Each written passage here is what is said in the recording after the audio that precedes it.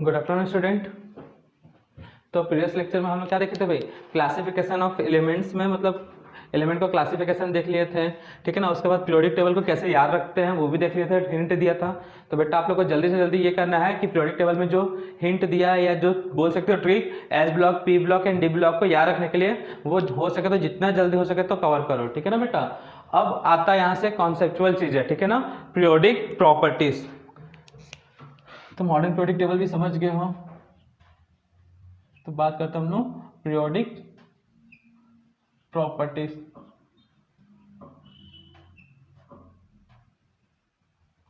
तो ये पीरियोडिसिटी होता क्या है, पीरियोडिक प्रॉपर्टीज के अंदर हम लोग डिस्कस क्या करना है। तब तक सोचो पीरियोडिसिटी क्या होता है, तब तक हम बता देते हैं क्या क्या पढ़ना है इसमें और क्या क्या इंपॉर्टेंट है।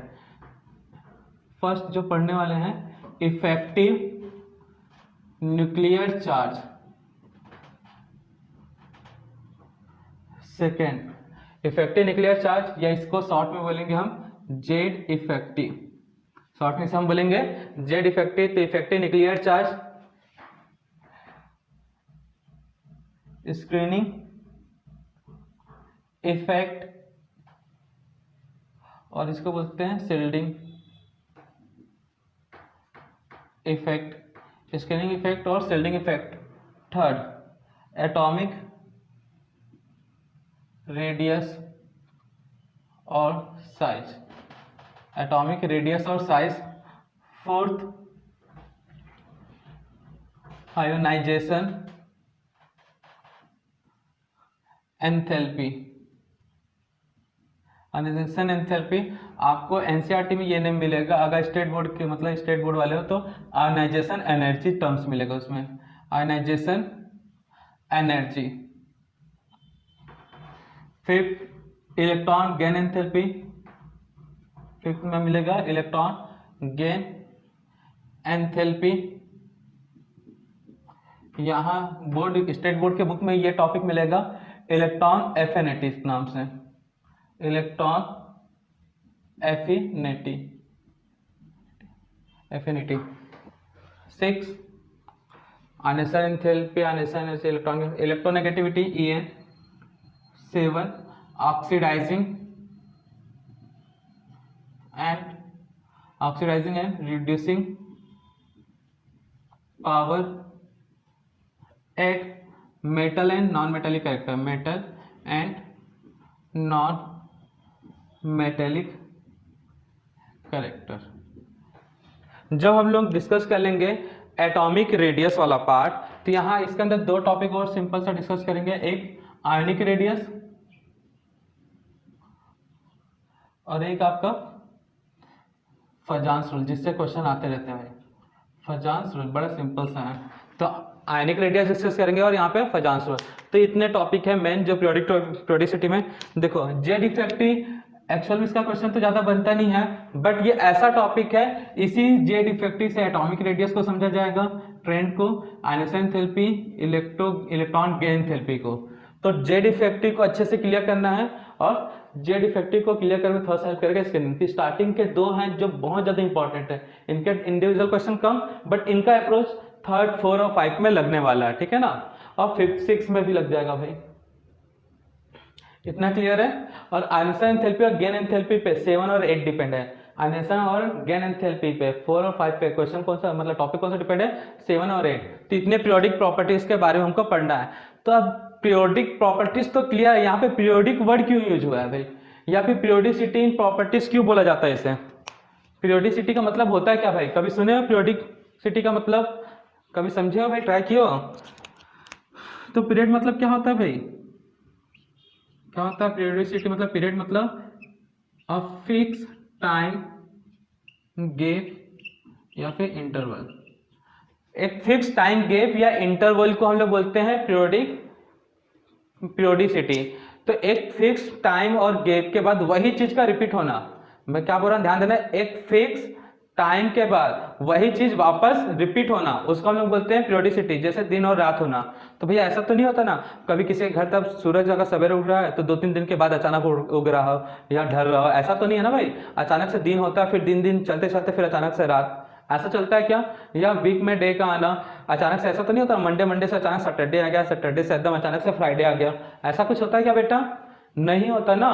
तो एक फिक्स टाइम इंटरवल के बाद, मंडे होगा तो 7 डे के बाद फिर से मंडे आएगा, अगर ट्यूसडे है तो वो भी 7 डे के बाद आएगा, एक फिक्स टाइम के बाद सूरज भगवान का उगना, उसका फिर अस्त होना, ये एक फिक्स टाइम इंटरवल के बाद ही होता है ना भाई, कैसे ही अचानक से होते रहता है। तो अगर कोई भी चीज बार बार रिपीट हो रही है, कोई भी चीज बार बार रिपीट हो रही है, तो इस चीज को हम, और एक फिक्स टाइम के बाद, ऐसा नहीं कि सब बार बार रिपीट तो हो रहा है लेकिन कभी 1 घंटे बाद, कभी 2 घंटे बाद, कभी 3 घंटे बाद, नहीं, अगर चीज बार बार रिपीट हो रहा है लेकिन एक फिक्स टाइम इंटरवल हो, उसके बाद वो चीजें रिपीट हो, तो उसको हम लोग क्या बोलते हैं? पीरियोडिसिटी। याद रखना, जैसे सूरज का ढलना उगना, ठीक है, दिन का आना और जाना, और तुम्हारा पढ़ना। गलत बोल रहे हो सही बोल रहे हो? हमको तो लगता है गलत बोल रहे हैं, बहुत कम लोगों का होगा पीरियोडिसिटी पढ़ाई में। अचानक 2 3 4 दिन पढ़ोगे, उसके बाद फिर बोलेगे सर थक गए, बहुत पढ़ ले, एक दिन आराम चाहिए। अगर पढ़ाई में पीरियोडिसिटी नहीं लाओगे तो एग्जाम में मार्क्स अच्छे नहीं मिलेंगे भाई। तो पीरियोडिसिटी लाने के लिए पीरियोडिसिटी को अच्छे से पढ़ लो, ठीक है ना बच्चा लोग? चलो अब मेन मुद्दे पे आते हैं। तो पीरियोडिक प्रॉपर्टीज मतलब होता है क्या? The repetition of similar properties. दो बातें नोट करो पीरियोडिक प्रॉपर्टीज के बारे में, दो बातें नोट करना बेटा पीरियोडिक प्रॉपर्टीज के बारे में। The repetition of similar properties, the repetition of similar properties in specific time interval, the repetition of similar properties in specific time interval is called periodic properties. The repetition of similar properties in specific time interval is called periodic properties. एक Hindi medium वाले सुन लो, एक निश्चित समय अंतराल के बाद same properties का repeat होना ही पीरियोडिसिटी कहलाता है। ऐसा कहीं करके नोट कर लो, एक निश्चित टाइम इंटरवल या फिर समय अंतराल के बाद सेम प्रॉपर्टीज का मतलब एक जैसे प्रॉपर्टीज का रिपीट होना ही क्या कहलाता है? पीरियोडिसिटी। तो इसमें फर्स्ट है भाई इफेक्टिव न्यूक्लियर चार्ज। दूसरे पेज में देखते हैं बच्चा लोग, जगह कम पड़ेगा यहाँ पे। तो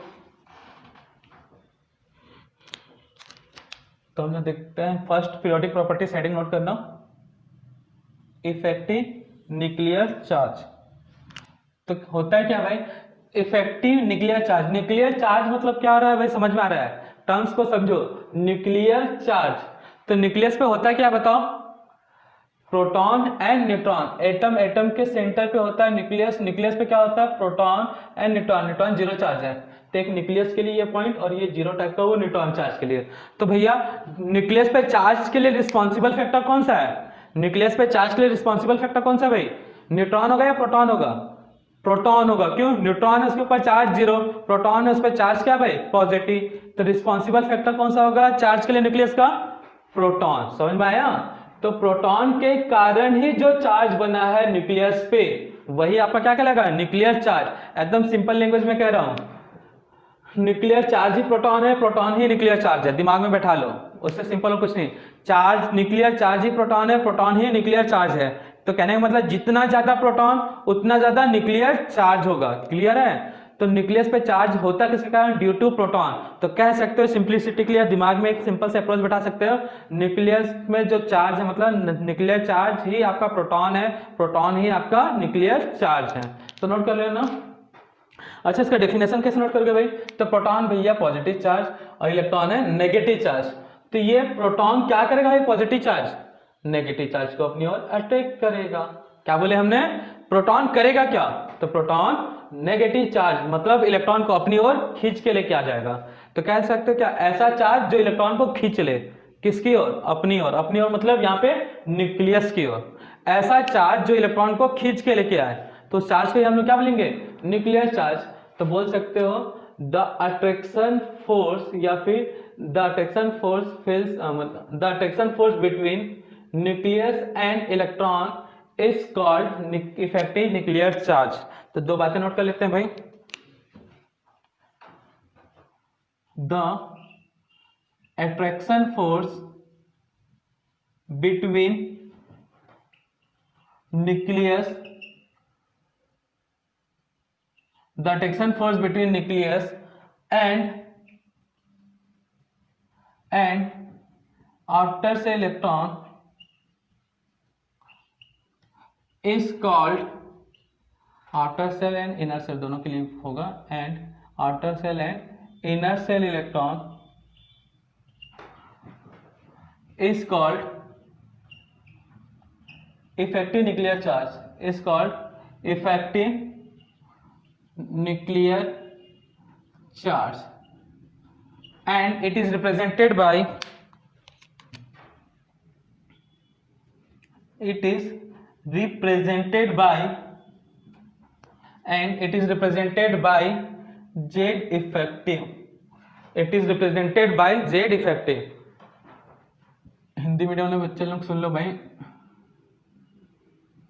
तो हिंदी इंग्लिश मिक्स करके ही बताएंगे, ठीक है ना, एकदम शुद्ध हिंदी तो नहीं होगा, बट समझने के लिए आपको कुछ बेसिक टर्म्स है वो याद रखना पड़ेगा, ठीक है ना बच्चा लोग। तो अट्रैक्शन फोर्स किसके बीच, अट्रैक्शन फोर्स न्यूक्लियस और बाहरी सेल और अंतर सेल इलेक्ट्रॉन के बीच का, एक मिनट, बाहरी सेल और अंतर सेल के इलेक्ट्रॉन एंड न्यूक्लियस के बीच का जो अट्रैक्शन फोर्स है उसे ही प्रभावी न्यूक्लियस या फिर प्रभावी नाभिक आवेश कहा जाता है। हिंदी में इसको बोला जाता है इफेक्टिव का प्रभावी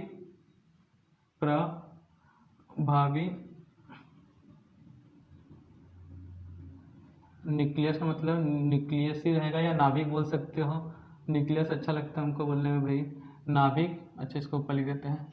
इफेक्टिव न्यूक्लियर चार्ज मतलब प्रभावी नाभिकीय आवेश,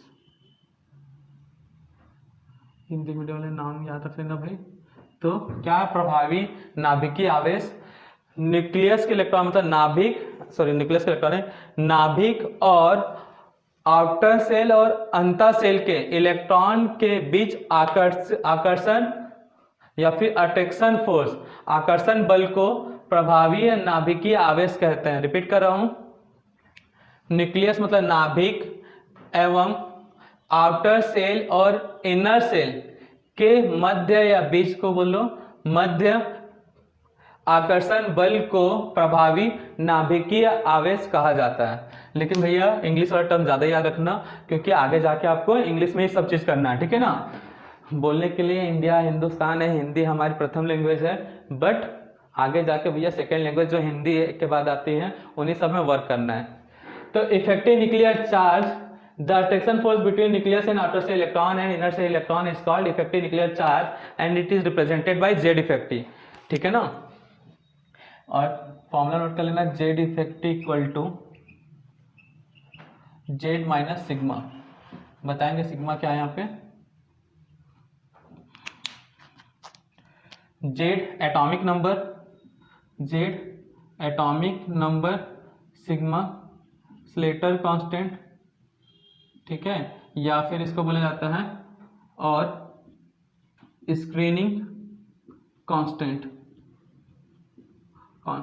ठीक है। कैलकुलेट नहीं करना, बस हम ऐसा ट्रिक बताएंगे, इसका जरूरत ही नहीं पड़ेगा सिग्मा ये पूरा जेड इफेक्टिव कैलकुलेट करने का, लॉजिकली याद रहेगा, मतलब सॉल्व कर सकते हो। और नोट कर लेना, वैल्यू ऑफ सिग्मा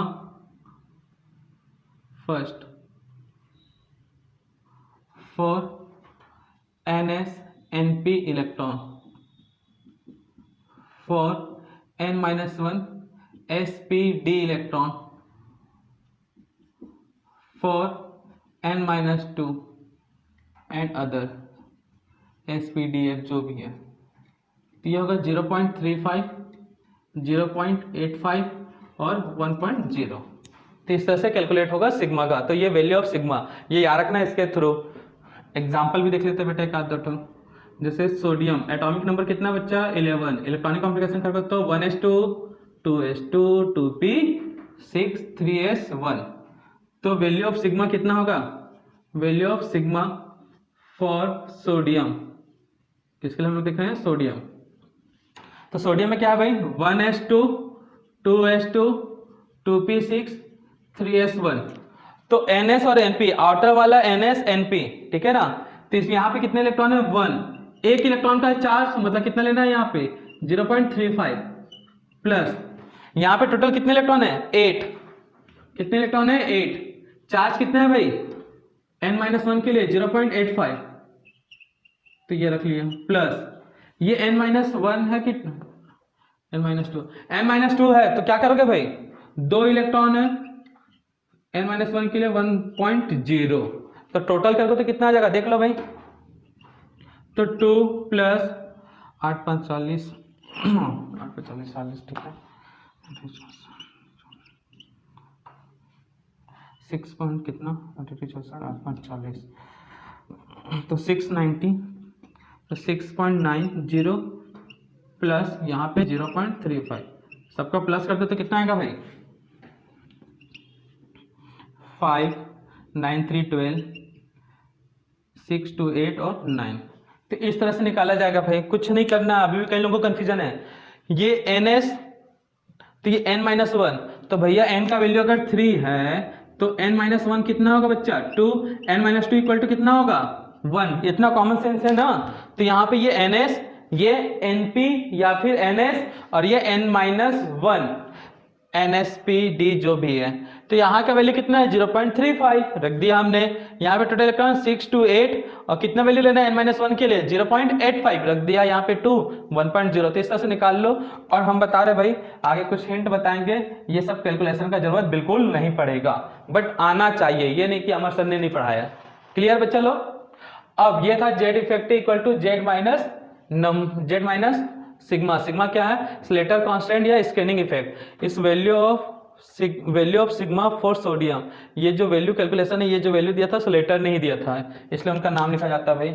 चलो आगे देखते हैं, ये सब का जरूरत ना पड़े जेड इफेक्टिव के लिए, उसके लिए तो मैंने कुछ देर पहले बोला था जेड इफेक्टिव के बारे में। जेड इफेक्टिव मतलब न्यूक्लियर चार्ज बच्चा, जेड इफेक्टिव मतलब क्या है न्यूक्लियर चार्ज। तो क्या समझते हैं न्यूक्लियर चार्ज मतलब, एक बात में ही बोला था हमने, न्यूक्लियर चार्ज मतलब क्या number of protons. Z effective मतलब क्या होता है प्रोटॉन ही हमारा न्यूक्लियर चार्ज है, न्यूक्लियर चार्ज ही हमारा क्या है प्रोटॉन, दोनों एक ही है भाई, क्या बोलते हैं गंगाधरी शक्तिमान है, ऐसा ही कुछ था ना भाई। तो नोट कर लेना कहीं पे अच्छे से, और ये नोट कॉपी में नहीं होना चाहिए, दिमाग में होना चाहिए। जो जेड इफेक्टिव है वो डायरेक्टली प्रोपोर्शनल होगा नंबर ऑफ प्रोटॉन, किसके डायरेक्टली प्रोपोर्शनल होगा नंबर ऑफ प्रोटॉन, मतलब इसको मैं नंबर के लिए n p फॉर प्रोटॉन, किसके लिए यहाँ पे for same element and ion and elements and ion and iso electronic species, iso electronic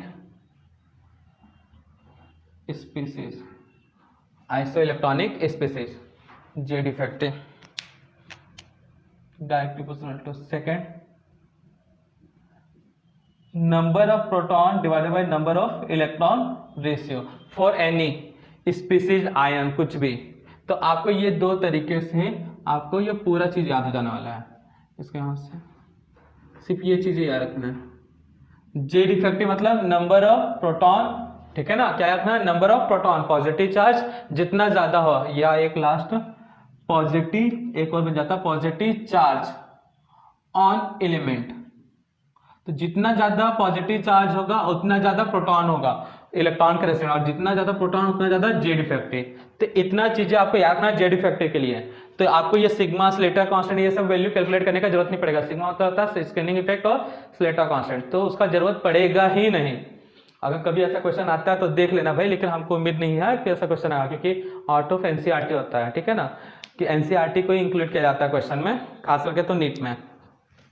तो वापस आते हैं, हमने जेड इफेक्टिव देख लिया, तो दिमाग में बैठा लिए प्रोटॉन ही हमारा जेड इफेक्टिव है, जेड इफेक्टिव ही हमारा प्रोटॉन है, प्रोटॉन को जेड इफेक्टिव समझना है, प्रोटॉन और जेड इफेक्टिव क्या समझना है प्रोटॉन, और प्रोटॉन जेड इफेक्टिव मतलब फिर क्या हो गया directly proportional to number of proton, proton upon electron के रेशियो और पॉजिटिव चार्ज ऑन एलिमेंट और आयन, जितना ज्यादा पॉजिटिव चार्ज उतना ज्यादा जेड इफेक्टिव।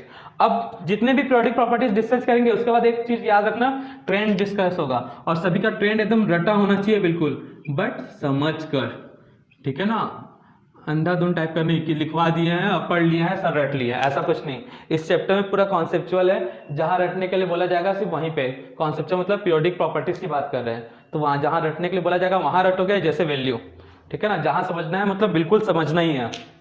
तो ट्रेंड, तो हम लोग बात करेंगे ग्रुप में और एक बार बात करेंगे पीरियड में।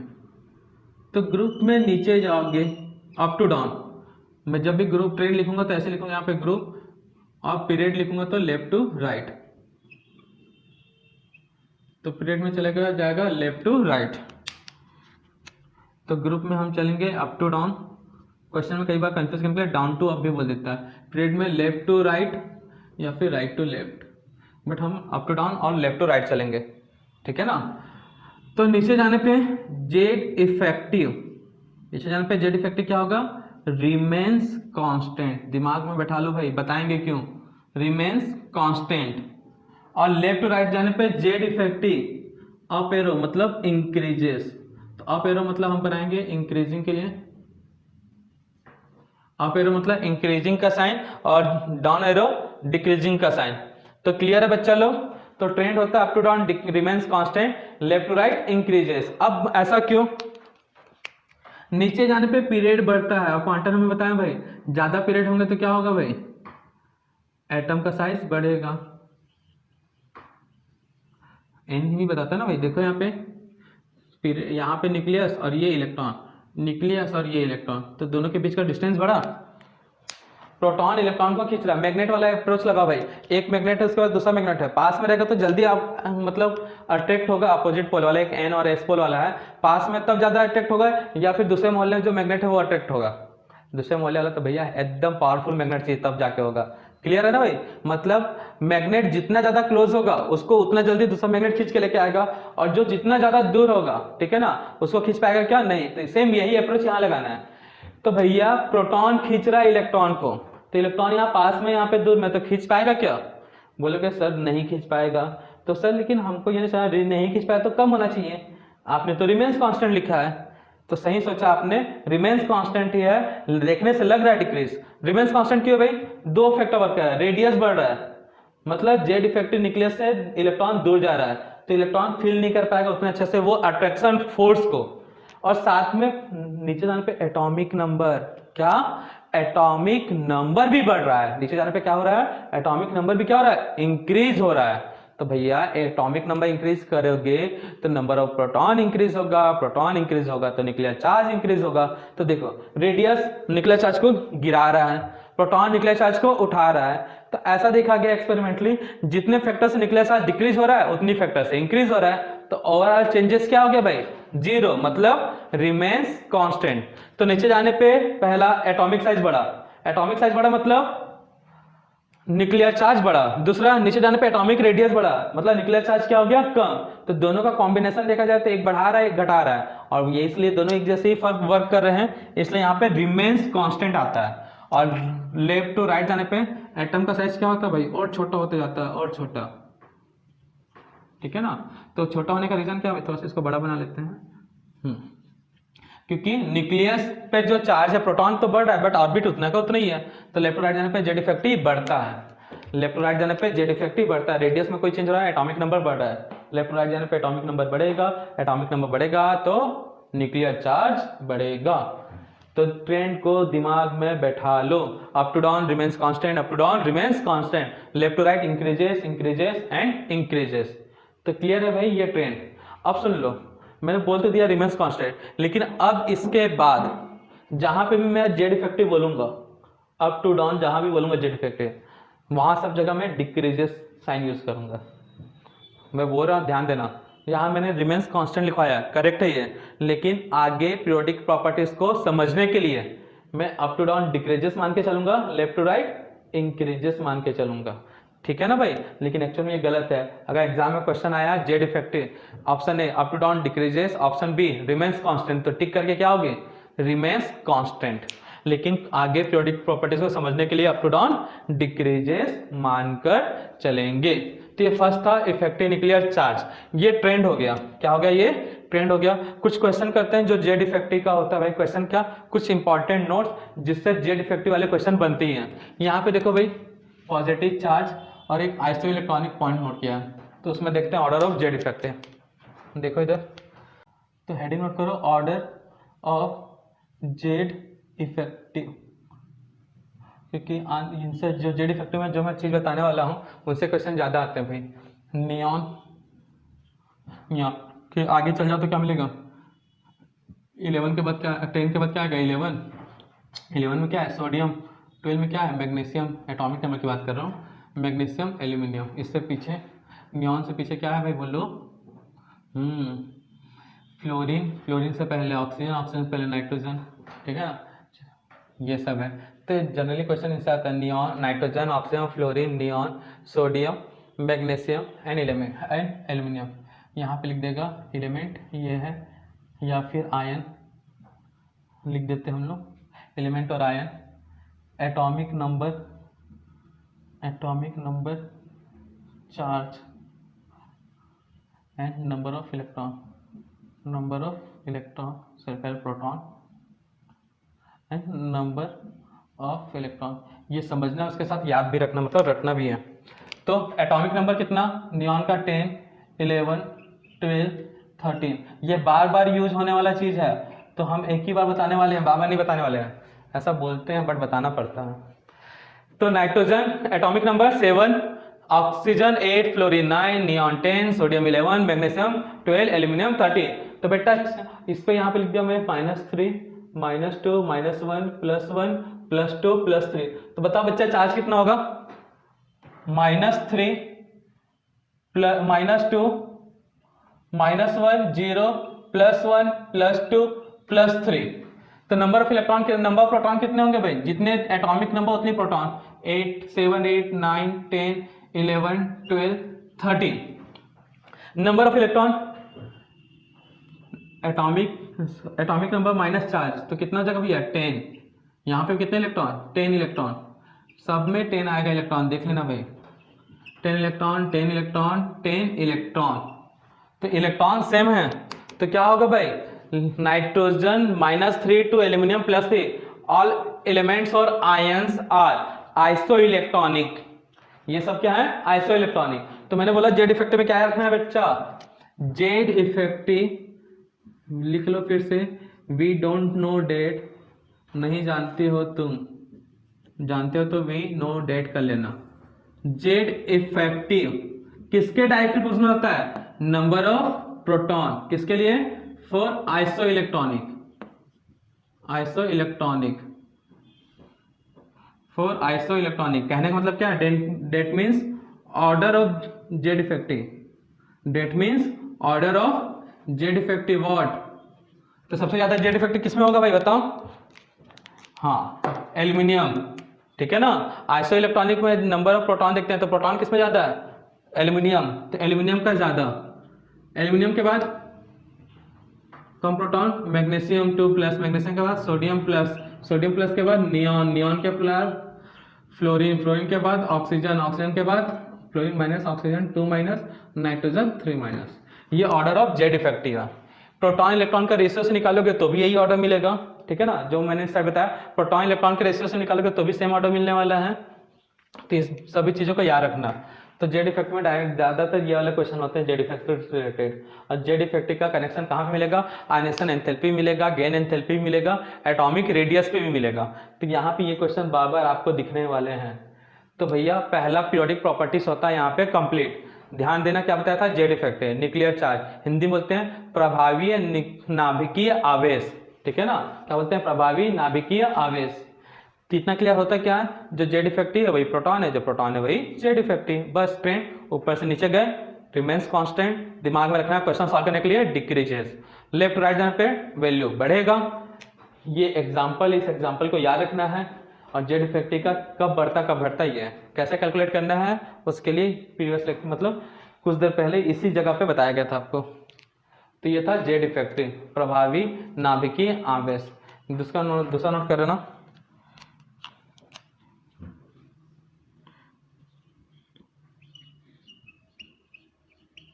स्क्रीनिंग इफेक्ट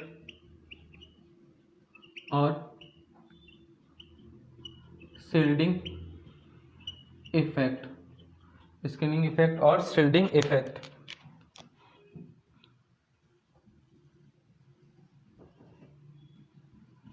तो दूसरा हम लोग देखते हैं स्कैनिंग इफेक्ट और शील्डिंग इफेक्ट। तो बच्चा सेकेंड टॉपिक है स्कैनिंग इफेक्ट और शील्डिंग इफेक्ट। दूसरे पेज में डिस्कस कर लेते हैं। है तो छोटा सा ही, इसमें ट्रेन का जरूरत नहीं है, बस टॉपिक समझना होता क्या है और क्या चीज़ को कम करेगा या ज़्यादा करेगा। इसमें एक छोटा सा ऑर्डर पूछता है, वो बता देंगे। स्कैनिंग इफेक्ट और शील्डिंग इफेक्ट, ये जो इफेक्ट होता है वो मल्टी इलेक्ट्रॉन सिस्टम, मतलब ऐसे एलिमेंट पे होगा जिसपे एक से ज़्यादा इलेक्ट्रॉन होंगे। तो नाम जैसा वैसा काम भी है उसका। तो क्या डिस्कस करने वाले हैं, स्कैनिंग इफेक्ट और शील्डिंग इफेक्ट। परिरक्षण प्रभाव मतलब किसी चीज को रक्षा करना, शील्डिंग मतलब भी वैसे ही है, किसी चीज को शील्ड करना, स्कैनिंग मतलब एक पर्दे की तरह काम करना।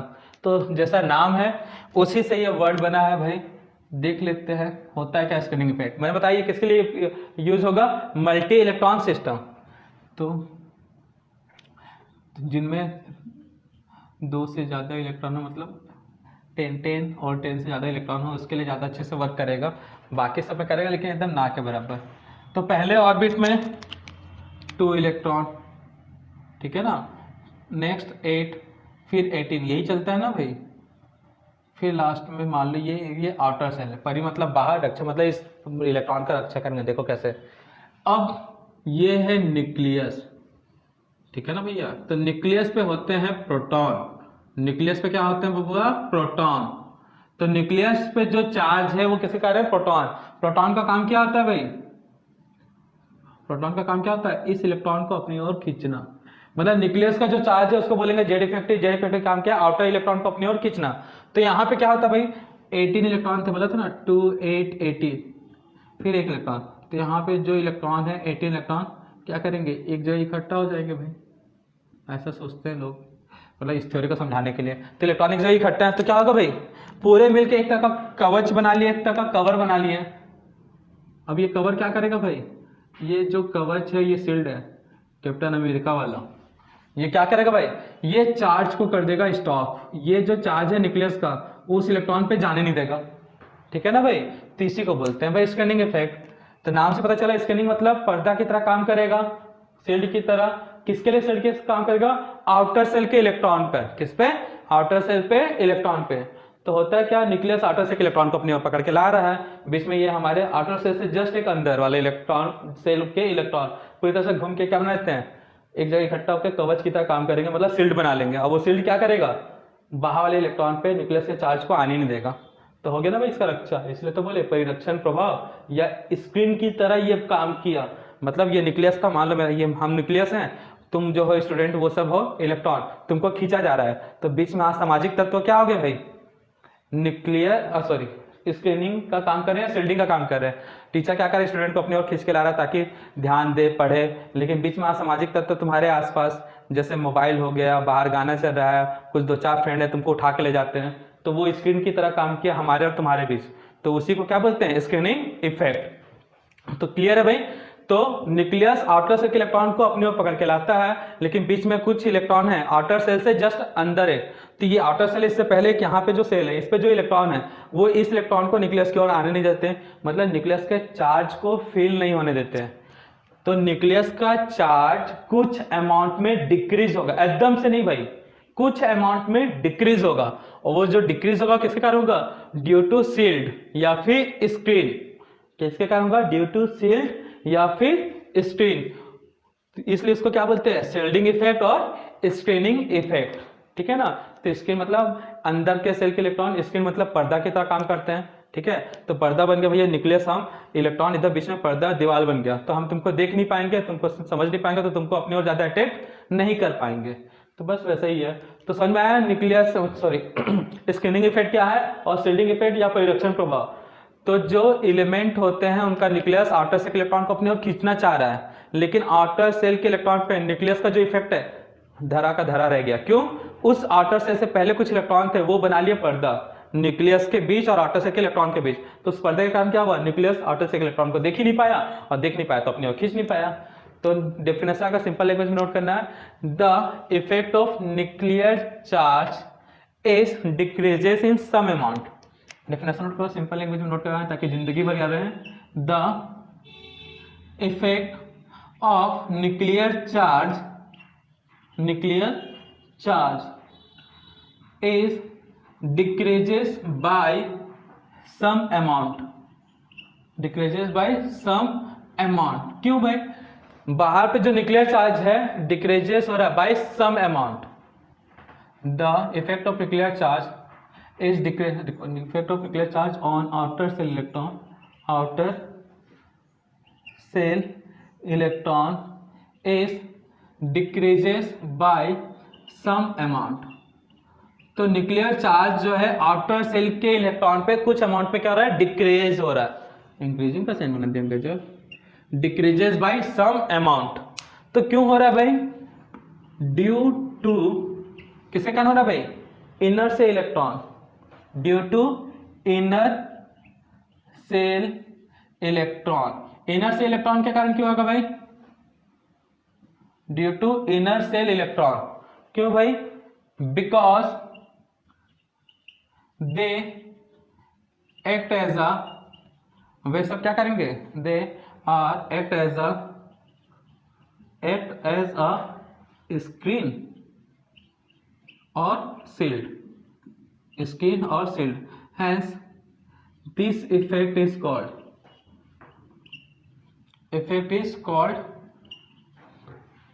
Screening effect. The effect of nuclear charge is on outer cell electron is decreases by some amount due to inner cell electron because they are act as a screen or shield. Hence, this effect is called screening effect. ठीक है ना? तो प्रभावी नाभिकीय आवेश का कम हो जाना कुछ मात्रा में, हिंदी में बोल रहे भाई, हिंदी नहीं है पूरा, हिंदी इंग्लिश मिक्स है। प्रभावी नाभिकीय आवेश का कुछ मात्रा में कम हो जाना ही क्या कहलाता है? परिरक्षण प्रभाव। ऐसा क्यों होता है भाई? बिकॉज मतलब ऐसा क्यों होता है? क्योंकि अंतः सेल के जो इलेक्ट्रॉन हैं वो एक तरह का क्या काम करते हैं? कवच और पर्दे का, जिसके कारण क्या होता है? प्रभावी नाभिकीय आवेश उतना ज्यादा प्रभावी नहीं होता आउटर सेल के इलेक्ट्रॉन पर। ठीक है बच्चा लोग, अब इसमें देखो ट्रेन का कोई जरूरत नहीं है, ठीक है ना? इसमें काम आएगा, इसमें कई बार पूछा गया, कई बार नहीं भाई, 2 बार बस पूछा गया है, ठीक है? एक बार JEE और नीट में, उसको घुमा फिरा के 1-2 बार और बना दिया गया क्वेश्चन। तो order of screening effect and इसी एंड नहीं और क्या बोलते हैं इसे भाई? Shielding effect. Order of screening effect और शील्डिंग इफेक्ट।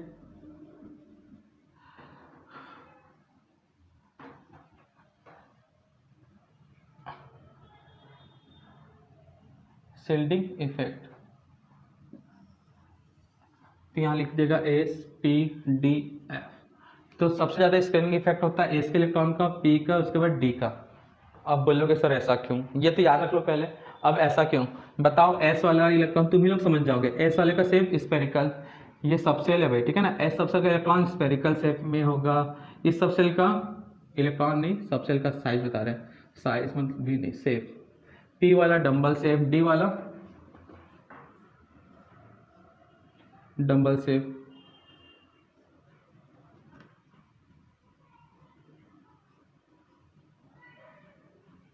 F वाला डबल डंबल शेप। F जो होता है लीफ लाइफ स्ट्रक्चर होता है, ठीक है ना? अब बताओ S spherical, P dumbbell, D double dumbbell से F। याद ना, जो P का डंबल है वो बड़ा होता है, लोब, इसको बोलते हैं लोब, बड़ा होगा, और F का लोब और कम, F का लोब और भी कम। तो घर में इसको पर्दा लगा लो, ठीक है ना? तो बताओ कौन सा पर्दा अच्छा कवर करेगा? तुम्हारे मेरे बीच में S वाला पर्दा लगाऊंगा तो अच्छा कवर करेगा, P वाला, D वाला या F वाला? बताओ। अगर किसी चीज को छुपाना है तुमको, अगर पर्दा लगाना है तो कौन सा अच्छा पर्दा यूज होगा? अगर ये 4 ऑप्शन है तो जाहिर सी बात है भैया S पर स्पेरिकल है, वो अच्छे से क्या करेगा? D वाला डंबल शेप है इस टाइप का, ठीक है ना भाई? तो इधर से झांक के देख लोगे तो कभी इधर से झांक के देख लोगे, D वाले में इधर इधर इधर से झांक के देख सकते हो, यहाँ पे यहाँ से जाके। तो पर्दा अच्छा है क्या? नहीं। तो बस पर्दा इफेक्ट है, मतलब स्क्रीनिंग मतलब हिंदी में क्या बोलते हैं? पर्दा है ना? तो पर्दा इफेक्ट है तो पर्दा अच्छा होना चाहिए। पर्दा कौन सा अच्छा काम करेगा? S वाला। सबसे बेकार पर्दा एफ वाला। तो ये याद रहेगा स्क्रीनिंग इफेक्ट। तो बस इतना याद रखना आपको स्क्रीनिंग इफेक्ट और शिल्डिंग इफेक्ट में, इससे ज़्यादा कुछ नहीं। अब नेक्स्ट है periodic properties, atomic radius. Next periodic properties है एटॉमिक रेडियस, एटॉमिक रेडियस या फिर एटॉमिक साइज। तो दोनों एक ही चीज़ है भाई, अलग मत समझ लेना, एटॉमिक रेडियस एटॉमिक साइज। तो भैया रेडियस होता क्या है, बचपन में सर्कल का डेफिनेशन में बता पढ़े होगे, सेंटर से सरकमफ्रेंस का जो डिस्टेंस है वो रेडियस। तो भैया एटॉमिक रेडियस की बात, रिश्ता वही सोच नया के साथ, सेंटर हो गया न्यूक्लियस, सेंटर हो गया न्यूक्लियस, ठीक है ना, सरकमफ्रेंस हो गया यहाँ पे ऑर्बिट, लेकिन कौन सा ऑर्बिट, आउटर। तो क्या बोलोगे, the distance between centre of nucleus to outer shell या फिर orbital is called atomic radius. Atomic radius मतलब क्या होगा भाई, हिंदी नाम इसका। तो क्या होगा रेडियस का definition, the distance between, the distance between किसका बीच का डिस्टेंस भाई, centre of nucleus, centre of nucleus, the distance between centre of nucleus to outer, to outer most shell, outer most shell और ऑर्बिट इज कॉल्ड, फलाना, उस फलाने का नाम क्या है भाई, एटॉमिक रेडियस या फिर एटॉमिक साइज।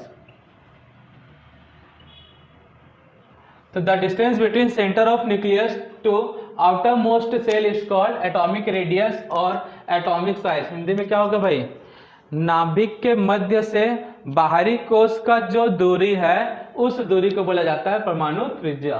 कहाँ से कहाँ का भाई, नाभिक मतलब न्यूक्लियस, न्यूक्लियस के सेंटर मतलब मध्य से, नाभिक के मध्य से बाहरी कोश का जो दूरी है उस दूरी को बोला जाता है भाई परमाणु त्रिज्या। तो the distance between centre of nucleus to outer most shell is called atomic radius और एटॉमिक साइज। ये न्यूक्लियस और ये आउटर सेल है,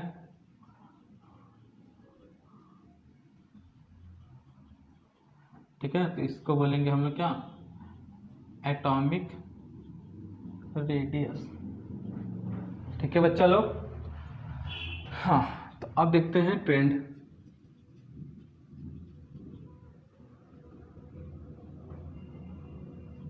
ग्रुप में कैसे चला जाएगा, अप टू डाउन, और पीरियड में कैसे चला जाएगा, लेफ्ट टू राइट। ग्रुप में अप टू डाउन, पीरियड में कैसे चलेंगे, लेफ्ट टू राइट। तो आपको मालूम होगा पहला एलिमेंट ग्रुप 1 में हाइड्रोजन, हाइड्रोजन के बाद क्या है, लिथियम, 2 ऑर्बिट, लिथियम के बाद सोडियम, कितने ऑर्बिट है उसके बाद 3, इसलिए थर्ड ऑर्बिट में। ऐसे नीचे जाओगे तो नंबर ऑफ ऑर्बिट क्या होंगे, बढ़ते जाएंगे बढ़ते जाएंगे बढ़ते जाएंगे। इधर जाने पे क्या होता है, जेड इफेक्टिव बढ़ता है, बताया था भाई लेफ्ट टू राइट। अगर इसको मान लेते हैं लिथियम, तो इधर क्या है भाई, नियॉन को छोड़ फ्लोरीन तक की बात करो, तो ऑर्बिट तो 2 होंगे, ऑर्बिट क्या होंगे 2, जेड इफेक्टिव बढ़ रहा है, तो जेड इफेक्टिव से इलेक्ट्रॉन पास हो जाएगा, ऑर्बिट का साइज हो जाएगा छोटा। तो देखो यहाँ पे ये रहा रेडियस, ये रेडियस। तो बताओ बच्चा, ऊपर से नीचे जा रहे पे रेडियस क्या बढ़ रहा है, एटम का बढ़ रहा है कि घट रहा है,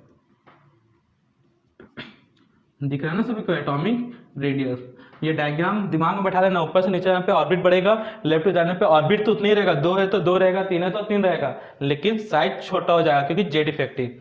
तो एटॉमिक रेडियस और size up to down increases, atomic radius, atomic radius और size up to down decreases. ये था ट्रेंड, लेकिन ट्रेंड फॉलो नहीं होता, इसमें बहुत सारे एक्सेप्शनल है, और जिस पीरियोडिक प्रॉपर्टीज में जितना एक्सेप्शनल वो इतना ही इंपॉर्टेंट, ठीक है ना, जिस पीरियोडिक प्रॉपर्टीज में जितना ज्यादा एक्सेप्शनल वो उतने ही इंपॉर्टेंट। तो ये ट्रेंड है, ट्रेंड फॉलो नहीं होता। यहाँ पे बहुत सारे एक्सेप्शनल केसेस मिलेंगे, तो ग्रुप में लिख लिया भैया अप टू डाउन,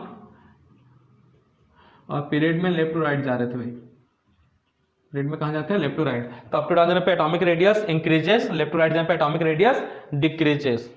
क्लियर है बच्चा लोग। उसके बाद नोट, नोट के बाद बताएंगे एक्सेप्शनल। हाँ यही पैटर्न फॉलो होगा, पहले टॉपिक ट्रेंड, उसके बाद नोट, नोट के बाद एक्सेप्शनल। तो नोट में देखो भाई, atomic radius directly proportional to, sorry directly बोलेंगे, inversely proportional to Z effective. अब बेटा जेड इफेक्टिव किसके डायरेक्टली प्रोपोर्शनल होता है? नंबर प्रोटॉन, तो मतलब नंबर ऑफ प्रोटॉन के इनवर्सली प्रोपोर्शनल, ठीक है ना, प्रोटॉन और इलेक्ट्रॉन के उल्टा रेशियो के। ये क्या? 4 आइसो इलेक्ट्रॉनिक, ठीक है। तो ये था याद रखने वाला चीज, नोट वाला एकदम दिमाग में बैठा लेना, ठीक है बच्चा। नोट वाले चीज को दिमाग में अच्छे से बैठा लेना। तो परमाणु त्रिज्या या एटॉमिक रेडियस और साइज क्या होता है? The distance between centre of nucleus to outer most shell और orbit is called atomic radius और एटॉमिक साइज। ये ट्रेंड है up to down, increases, left to right decreases. और जेड इफेक्टिव के साथ रिलेशन, तो जेड इफेक्टिव के inversely proportional मतलब नंबर ऑफ प्रोटॉन के इनवर्सली प्रोपोर्शनल और इलेक्ट्रॉन प्रोटॉन के रेशियो के डायरेक्टली प्रोपोर्शनल। तो क्लियर है बच्चा लोग इतना। अब इसमें देखेंगे इसका टाइप्स। तो बेटा टाइप्स को हम लोग जो एटॉमिक रेडियस का टाइप्स है उसको नेक्स्ट क्लास में मतलब नेक्स्ट लेक्चर में डिस्कस करेंगे, ठीक है बच्चा। तब तक पीरियोडिक टेबल अच्छे से लर्न कर लो और ये चीजें याद रख लो, ठीक है। और यहाँ पे बताया था ऑर्डर ऑफ जेड इफेक्टिव, उसको भी। बाकी सब नेक्स्ट क्लास में देखते हैं बच्चा। आज की सेवा करते हैं समाप्त।